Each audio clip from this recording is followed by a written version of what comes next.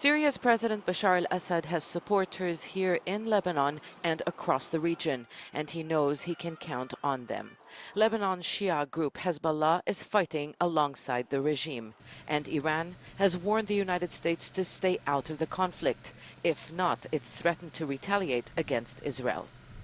Many say that is not an empty threat if the survival of the Assad regime is in question. Syria's Assad is strategic for his regional backers' own survival.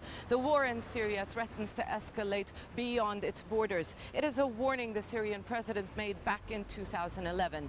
Syria, he said, is a fault line. When you play with it, there could be an earthquake that would affect the entire region. That region includes Israel, where people crowded distribution centers for gas masks. The Israeli government also deployed missile defense batteries in preparation for a possible Syrian attack. In Jordan, people are just as afraid, even though the government said it will not allow its territory to be used to launch attacks against Syria. But Syrian state media has accused the Jordanian government of participating in what it called a US-led aggression. That's because a man recently hosted a meeting of countries likely to take part in any military intervention. Things can be resolved without a military strike because it will have consequences the Arab people and Syria's neighbours don't need.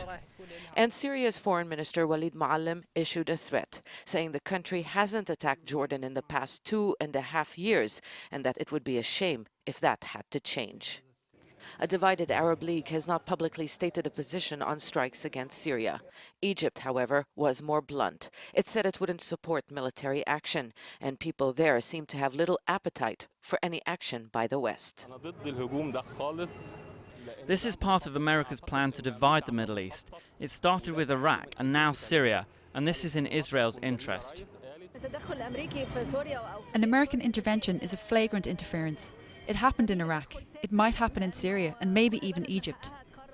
The Syrian leadership has promised to defend itself against any attack. It didn't say how, but there are those who have warned what Assad has repeatedly said.